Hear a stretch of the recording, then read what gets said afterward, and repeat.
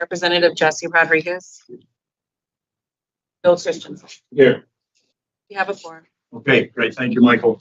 First order of business is the approval of the meeting minutes from our both our joint committee meeting in March and our May Finance and Personnel Committee meeting. Both of those would be approved at the same time. So any discussion about those meeting minutes?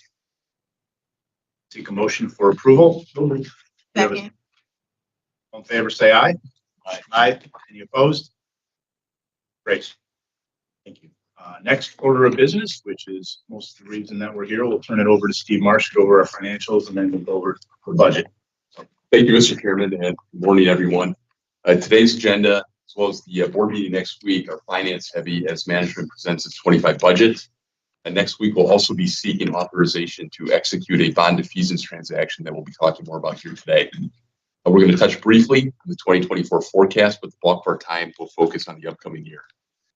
Of course, if after today's meeting there's any questions regarding 24-25 numbers or the debt defeasance plan, please don't hesitate to reach out to me or Mark directly. So in your packet today, we've included the standard financial reports for the current year, which are pages 8 to 16. Having just reviewed the year-end forecast 3 weeks ago at the 9/27 board meeting, I'd like to focus on some of the changes we made to that forecast since. So let's turn to page 11 first, which is the comparison of the most current forecast, column N as in Nancy, to the forecast we presented in September, column M as in Mary. Drawing your attention to line 65, column O, you can see that the most recent forecast is down by just over 300K or about 1% relative to September. Much of this negative variance is showing up in operating expenses, notably line 15, operating wages, and line 18, utilities. Operating wages was affected by an accrual that did not make it into the management report distributed in September. We've since adjusted for that, which is driving that variance you see here. As for utilities, I'll talk more about this during the 25 budget review. Projecting energy usage in the North Building has been a bit of a challenge due to the lack of historical data points thus far. As we accrue more data, we're able to better project future periods of time. Based on what we've seen so far, we've adjusted up our utility expense, I'd say somewhat conservatively, for the remainder of the year to hedge against that uncertainty. Also note line 12, parking revenue is adjusted down for the remainder of the year. August financial results came in lighter than budget, and as a result, our partners at Interstate Parking are taking a more conservative approach in forecasting fourth quarter revenues. I believe the current projections are conservative considering the amount of revenue we were able to generate from our surface lot in 2019. So I think there's opportunity for pickup here before year end. You can see in lines 29 through 39 that there's not a lot of movement in our non-operating revenues from last forecast, nor are there a lot of variances in non-operating expenses in lines 41 through 63. Overall, management's not concerned with the immaterial downward adjustment to forecast. At this point in the fiscal year, there's simply not a lot of risk left in these numbers. And my expectation, based on the remaining event activity as well as conservative forecasting for utilities and parking revenues, is that our final net income number will likely be stronger than what we're showing here today. Mr. Chairman, that was a quick one through 24, and plan on touching on any other exhibits today, in large part because we haven't deviated much from September. On the parking revenue, Steve, is that just a lack of awareness that there's availability there, or is there a lack of events coming through, or is? Yeah, I think there's probably a combination of factors there, Mr. Chairman. We are ramping up awareness efforts for that ramp, but when the budget was put together, some of the August event activity was on note at that time, so we're making projections of what might be there, what might not. Just came in a little bit lighter in August than expected. I think fourth quarter is going to be stronger than what we're showing here, but we're not concerned. And how does that compare to previous when we had the old lot? Yeah, in 2019. Yeah, and that's one of the reasons why we're optimistic. Those numbers in 2019 were significant. That was a good chunk of revenue for us, and I would expect to see that continue certainly into 2025, and we'll show that in the budget here momentarily. And again, I think fourth quarter as the team events ramp up with the animals and UWM, we should see more revenue. Okay. Any other questions for Steve? What is the arrangement with Interstate? Their agreement is they get paid after a certain revenue threshold has been achieved. There's zero fee until we achieve pretty significant revenue. We have all operating expense costs So if they do anything in the garage, any equipment that was purchased for the garage to help operate it, the labor that they bring in is charged to the garage as an operating expense. Their management fee is solely in the back end. Anything else? All right, great, Steve, thanks. Moving to the Moving to the budget. Mr. Chairman, before Steve starts, I just want to first off thank members of the Finance Committee for being available last week as we went over and go individually to allow an opportunity for the direct conversation and address any more in-depth questions you may have. We really rely on those meetings to help us make any adjustments that may be based on your concerns and your experience. Budget that we have assembled and will be presenting to you all today is something that staff has worked very hard on. Confident that through senior leadership's oversight of business on the expense and revenue side, we will be able to achieve this budget, although nothing is ever a given. One thing that I just want to restate before Steve goes over and takes us through the numbers is that we did have two very unique occurrences this year that are not being duplicated, certainly not in 25, and we may not see again in the next decade or so. And that's having the Republican National Convention was a terrific event for our community, specifically for us. We overperformed on our net income for that event that we had budgeted significantly. And then as well, 2024 is the last year we're seeing any interest income from the monies that we had captured in connection with the expansion. Those two components account for almost $4 million of net income that is not something we have reoccurring, although we hope in years future to significantly grow our revenues. Otherwise, those two big numbers are not in this year's budget, 25 budget. That's all I wanted to say before I turn it over to Mr. Marsh. Steve, we'll let you take it away and go over our budget. Great, thank you. So this was past practice, and as Marty just described, we did have the opportunity to meet with each member of the Finance Committee prior to today to review the process and assumptions we used to develop a budget to solicit your feedback and input. First, let me say thank you for your time, feedback, and support. We do get an immense amount of value out of those discussions. We hope you have a deeper understanding of the district strategy and business operations as a result. I'll keep my comments today at a higher level, as most of this information has already been presented to you. Normally, at the conclusion of this presentation, we'd ask the committee for a motion to recommend that the full board adopt this budget at next week's board meeting. However, we inadvertently left off today's agenda the ability to take action on this item. Therefore, we work to convene a very brief committee meeting prior to next week's board meeting so that Finance Committee can make that formal recommendation to the board. Our expectation is with the board meeting at 8:30, we're trying to convene this committee at 8:15. It's a quick in and out, get the vote and move on. And if you're unable to make 8:15, let us know and we'll put a phone call. We'll get a conference I call. probably won't be able to make 8:15. Can we just do like a virtual Yeah. Yep. on Yes. a different day for a few minutes? We can pull. Sure. We'll look at it. Yeah. A different day would be better. Yeah, we have Week in to. advance. Notice. Is it just 48 hours? 48 hours notice, a week to get it in that daily report. It's the daily reporter, which I think sometimes it's a week. Tell you what, guys, we will review sort of we the do it? constraints here. And We publish it today, but Thursday, the virtual. Look and see. Yeah. We'll make ourselves available, at least voice-wise, virtually. we can convene after this meeting. Yeah. Figure out. Hopefully it's less than a 5-minute call. Yes, right. Right. Okay. Follow the procedure. Okay. This is a budget management is proud of that will be challenging to meet, but does not introduce material risk to the district's financial position.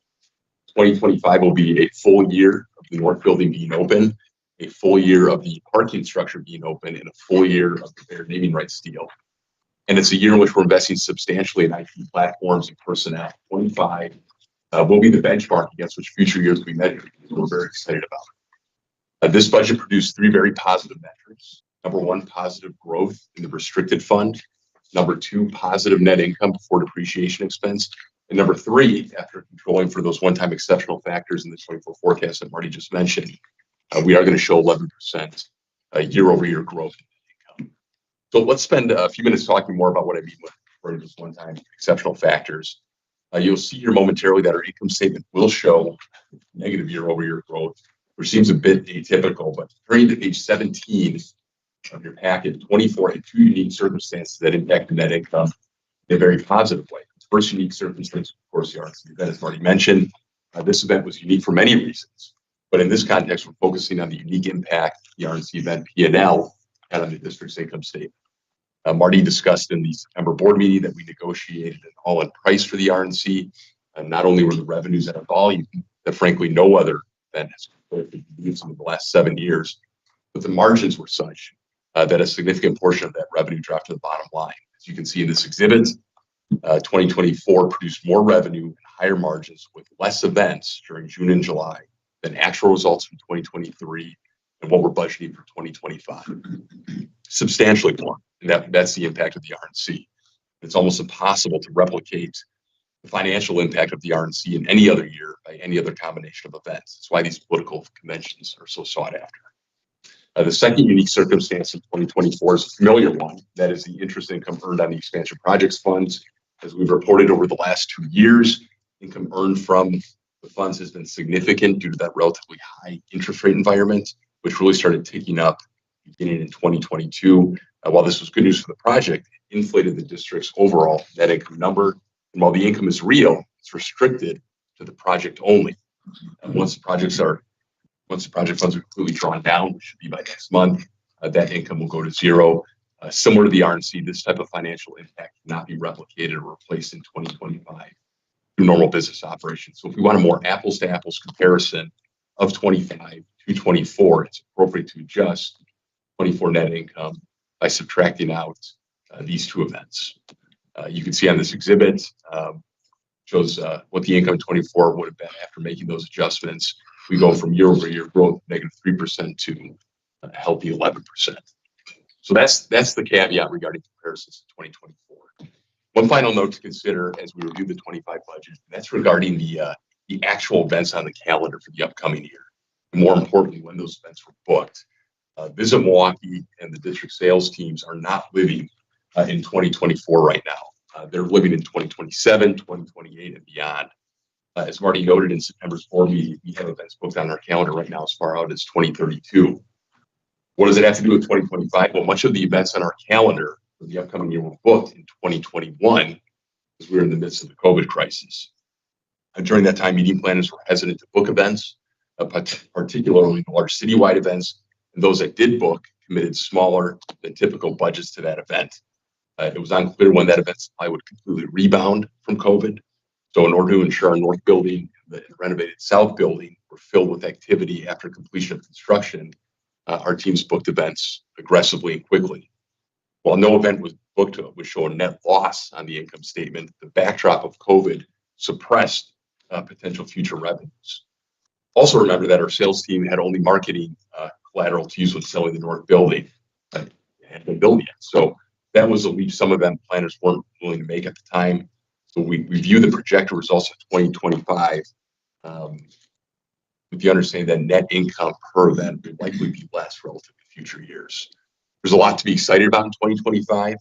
However, 2026 and beyond are shaping up to be more impactful due not just to the improved environment for bookings following the doldrums of 2021, but also due to the publicity from RNC and the spectacular project we just completed. Anything to add to that? No. Okay. All right. Let's turn to page 18, which is our event mix.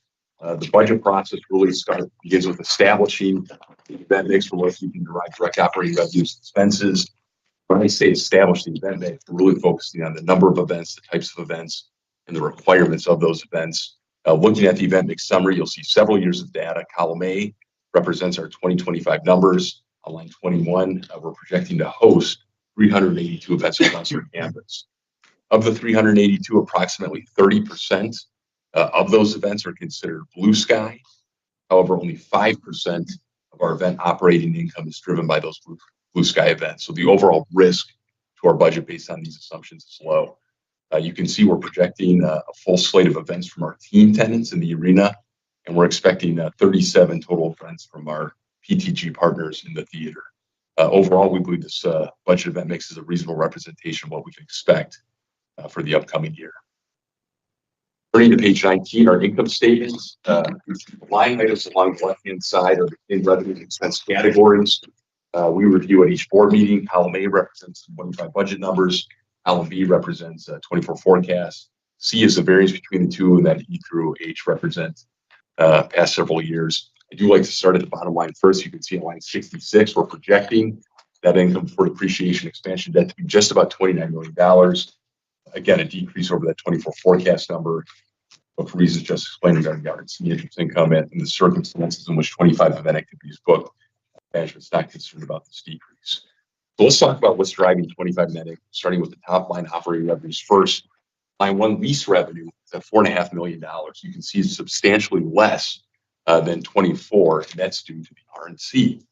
However, if not for the R&C in 2024, 2025 would represent the most lease revenues budgeted for in a given fiscal year in the history of the district. So very good news there. Lines 2, 3, 4, 5 are all up, as well as line number 8. These are the ancillary event revenue lines. Notice a substantial increase in food and beverage revenue line 4. Northwestern Mutual returns to the district after a 1-year hiatus due to the R&C. Crew is back in our building after a very successful event in 2022. And Baird will be hosting their gathering of team members at our facilities this summer. All 3 of these events, amongst others, are substantially driving food and beverage revenue in 2025. We're also expecting to see a substantial increase in catered events year over year due to the operation of 2 ballrooms for a full 12 months. Line 10, advertising revenue is up as we see a full year of new deals with Pepsi, Potawatomi, and We Energies, all of which were partial years in 2024. Additionally, we expect to increase the number of partners in our portfolio in 2025. Now, line 11, naming rights revenues up as we see a full fiscal year of that Baird naming rights agreement. Same with line 12, parking revenue up year over year due to a full year of operations. In total, operating income is expected to be up almost 13% from 2024. Now, moving down to operating expenses, line 27, you can see we're projecting a year-over increase of just over 11%. There's really 3 line items driving that increase. Let's start with 15 wages. A couple of factors worth noting. We're budgeting to provide rate adjustments, both merit and otherwise, across the organization. And we're also seeking to fill a number of new positions, most of which are focused on safety and security as the footprint of the district campus has grown with the expansion project being completed. Line 18, utilities, we're expecting a year-over-year increase, largely due to a full year of the North Building in operation. As I spoke about when we were the 24 forecast, projecting North Building utilities is a bit of a challenge, but we'll be monitoring this number closely throughout the year. We'll adjust our future forecasts accordingly. Line 25, repairs and maintenance is up substantially year over year. In addition to the North Building coming online, the comparison and the consumption, of more resources by that asset, we've seen a shift in the strategy, how we manage these assets. And the major driver of the shift has been our new VP of Facilities, David Murray.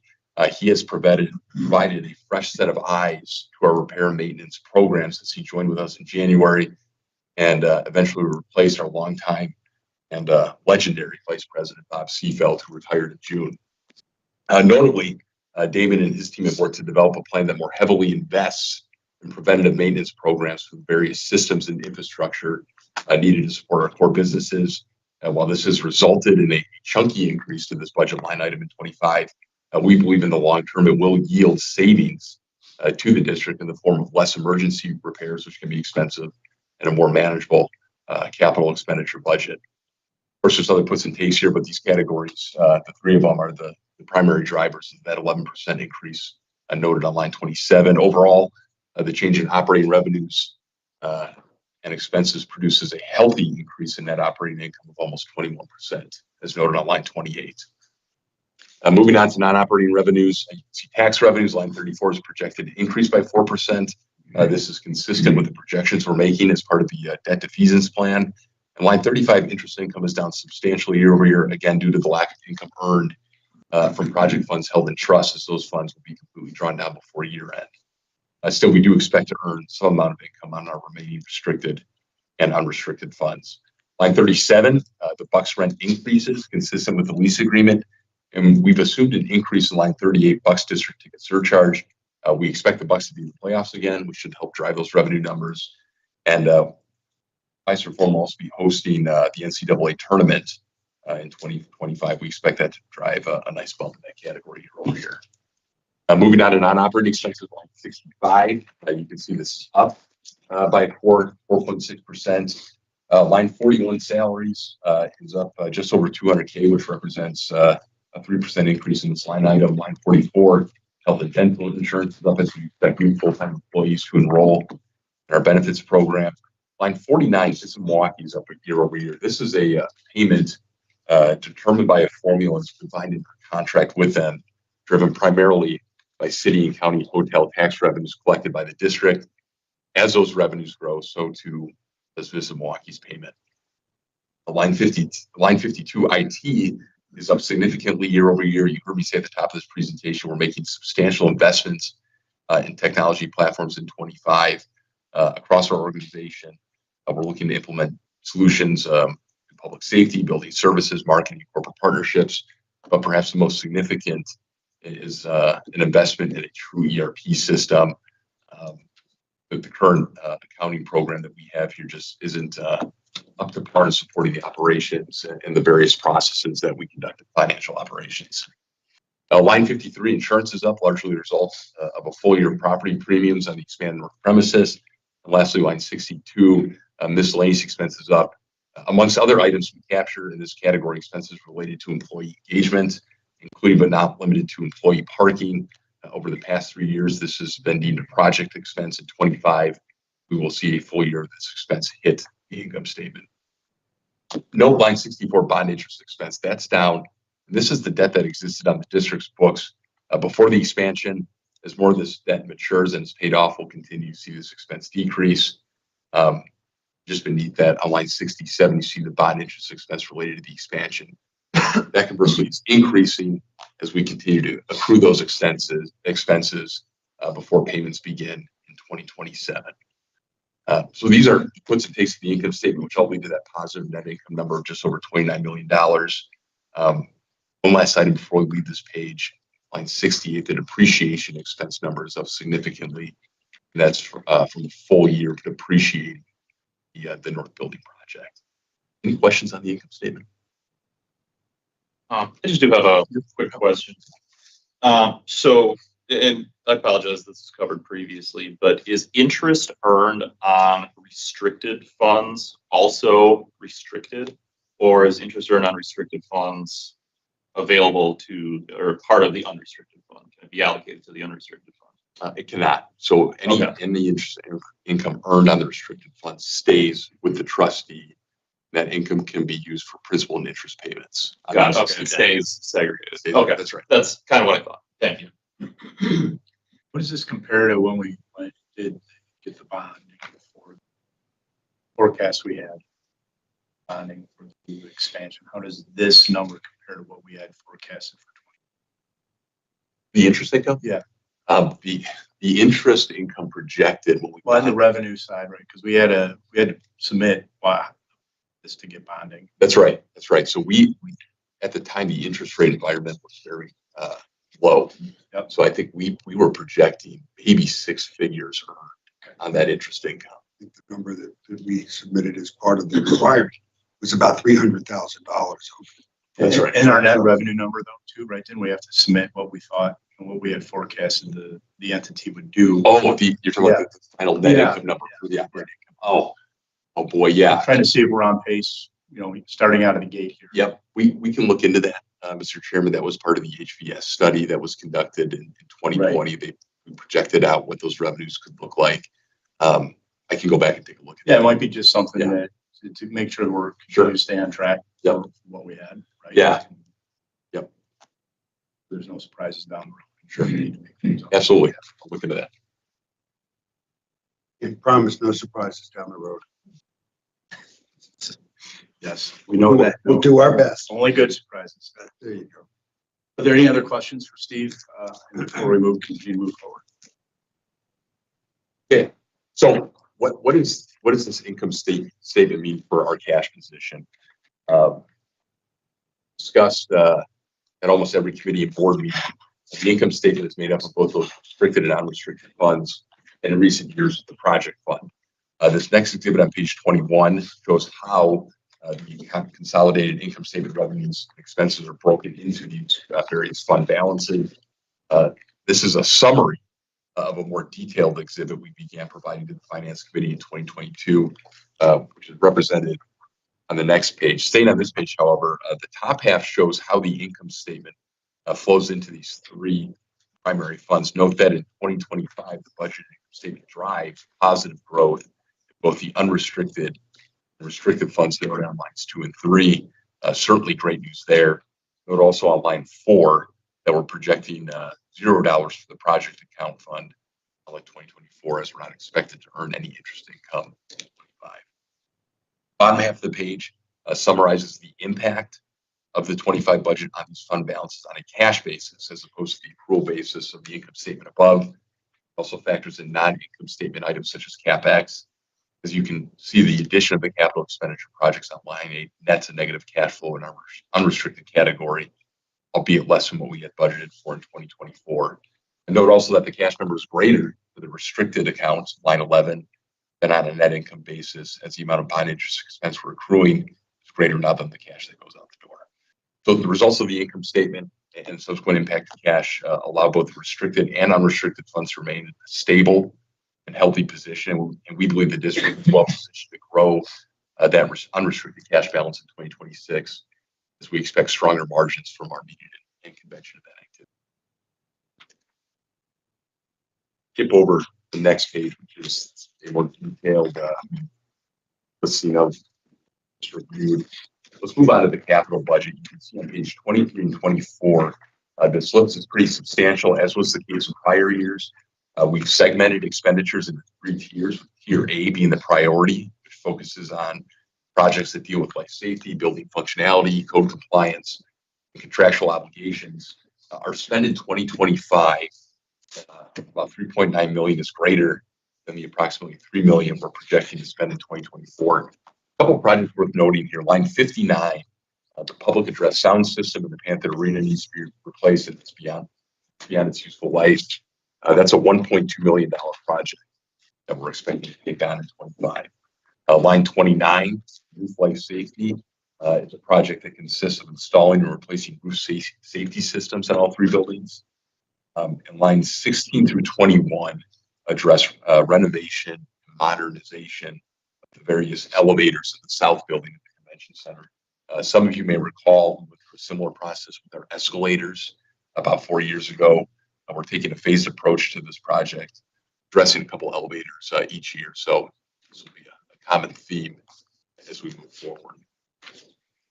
Any questions on the capital budget? So those are all the elevators you have In the south building, that's right. Yeah. So those are all of them eventually. Yeah. Yep. So tier A is what we expect. There's not more. Well, More elevators. not We have more. not in the near term. Got it. Eventually, I'm just trying to understand the distinction. Some are A and some are B. yes, it's just how we expect to approach the project. So the tier A's will be 25, tier B is likely 26, tier C 27. That's right. I should ask that way. Thank you. Thank you for the question. Any surprise? Pages 25 and 26 are the budget cash flow projections. One exhibit for restricted revenues, one exhibit for unrestricted revenues. We'll start with page 25, the restricted cash flow. The news is positive. We'll continue to show growth in that fund balance and expect to end the year at almost $27 million. This assumes we execute the defeasance transaction later this year, which would pull $14 million out of this fund. You can see at the bottom of the page estimated what the balance may look like if we don't execute the defeasance transaction. 2 boxes for that. As for unrestricted revenues on the next page, line number 1, we expect the cash balance to be at January 1st. Line 25, the December column is what we expect that cash balance to be at year end. 24 is a year-over-year change again, showing negative cash flow in 25, but we are optimistic that that can grow in 2026 and become a position of strength for the district as those margins improve. Business. As I mentioned at the top of this presentation, this is a budget that management is proud of. that will be challenging to meet, but again, does not introduce any sort of material risk into the district's financial position. We'll be voting on this as a committee next week and presenting to the full board on Friday. Mr. Chairman, that's my report. I can answer any questions. Any questions for Steve, other than what we've asked already? But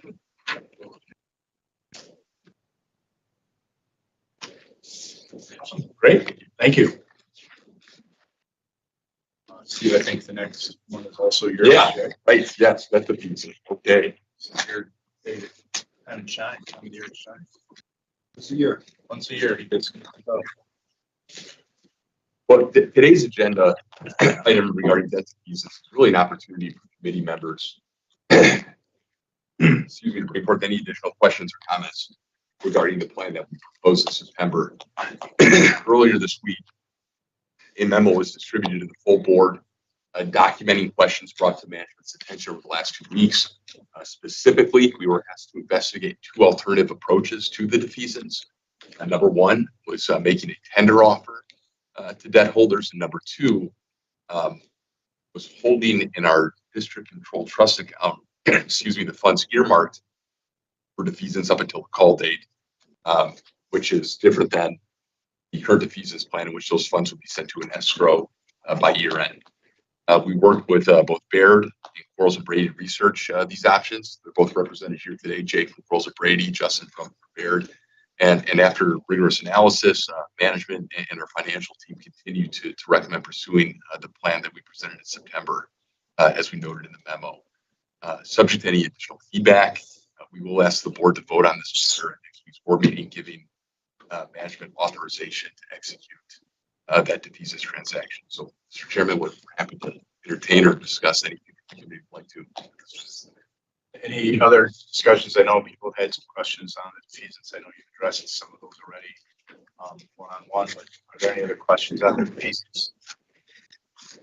We don't need to pass a resolution. No. Not today. That was you see action on the agenda today. That was part of the inadvertent error made with the budget presentation. We're just discussing today. Action will come. Full board, it'll be that's right. We don't need to. And if there are any questions that develop over the week, please submit them in advance so we can have it ready. If not, we'll have the same team here next week. So should anything come up, we'll put it to vote. We have the opportunity to address your questions or concerns then as well. One of the points that I just thought maybe we could just start the board meeting 50 minutes later and have the finance committee at 8:30, and then that might be a solution too. Yeah. Sure. Tanya, would that work for you? If we start the board meeting at 8:45 next week That's and do the 8:30 with the finance, yeah, good. Great minds think alike. Yeah. Thank you. Good idea. Good idea. It's great. Okay, I can The leader. leave now. I can leave now. I'm like a good deed for the day. All right, Marty, we'll turn it over to you. I'll give it, and now I'm giving you the floor. Thank you. I'd really like See you. to have the gavel. Though. That would Me be too. It's here today. Wasn't here last time. Anyway, thank you all again. Thank you for your time and for the budget presentation. Appreciate your openness as well. The discussion on the defeasance proposal. Hopefully we can get to our closure next week. From the CEO report standpoint, most of all of our time has been spent in the development, fine tuning, and presenting the budget and the defeasance plan as well. I'll have a brief update on how we're doing on the booking side. Same thing with corporate partnerships, what's going on with entertainment and sports in the building. Then talk a little bit about, there are a couple of other updates I'd like to give to the board that are more just some interesting information about our organization, how we're being acknowledged. All good. I'll be detailed next week's board meeting. On the edge of our seat. Well, Is there anything that anyone I'm surprised. would want to make sure that Marty addresses next week? That CEO report probably will be addressed, but if you have any questions, certainly. Joe. Finance is the star of the October. That's right. All right. With that said, board meeting agenda for next Friday, we can adjust the time so we can have the finance committee meeting prior to that to recommend the budget as we go into the full board meeting. If there's anything else that you'd like to see on the board, you please let us know immediately. If not, it will be published. We'll be good to go. And as always, if there are things you'd like to see in future board meeting dates, let us know. But we do need time to make sure that we get it on the agenda in advance, so we can't do that necessarily a day before, 2 days. With that said, I think, Michael, you've sent out the future board meeting dates already. I think the invites have gone out to people's calendars. Please make sure you know those are. I think, we kind of really tried to make them meaningful board meetings. So if you cannot attend in person, certainly try to attend over virtual, try to make actions in there and things that we need to do. So other than that, I think anything else anyone wants to, The only thing I wanted needs to be addressed? And this is more so for new members of our board, that we do have a board meeting scheduled for November. Right. Should in fact budget get approved next week at November board meeting. Potentially. Don't cancel it yet. Well, No, right. okay. I mean, Oh, yeah, let's no, just no, wait. just So, give- So what is the point of, everyone, if there's changes? Make sure it's on your calendar. if the budget for some reason would not get approved next week, need to have it approved before year end. So we give you that date so that you can have it in your calendar and hope to be able to make it if we need to have that meeting. What's the procedure for amending the budget? Do we just, like, if there was an issue with it, that's just discussed with the finance team and then changes are made that the full board agrees on, or has Sort of that has ever a- happened? Never not passed a budget at the October board meeting. Okay, Typically, and that's the reason why we have the meetings that we did last week, trying to socialize this, that if there are any changes that are incorporated, or we actually bring budget in for a vote. If you have any significant, got it. But just in case, keep it on our calendars. Yes. yes, that's right. And the reason why I mention it is because if it does, not as incentive to pass it, Right. but that- Right. just so you know, for your personal calendars, that would be released tomorrow, next Friday. It's Garrett. Well, Pass the budget. and you're off. I am sorry, I'm trying to share information. Get a day off if you do well. I think Liz has a secret she's withholding. She's on vacation. Okay. Yeah. With that said, are there any other things we need to discuss, or anyone wants to discuss? Questions? If not, I will seek a motion to adjourn. We'll move.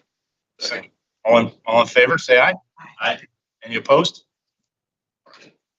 We are adjourned. Nicely done.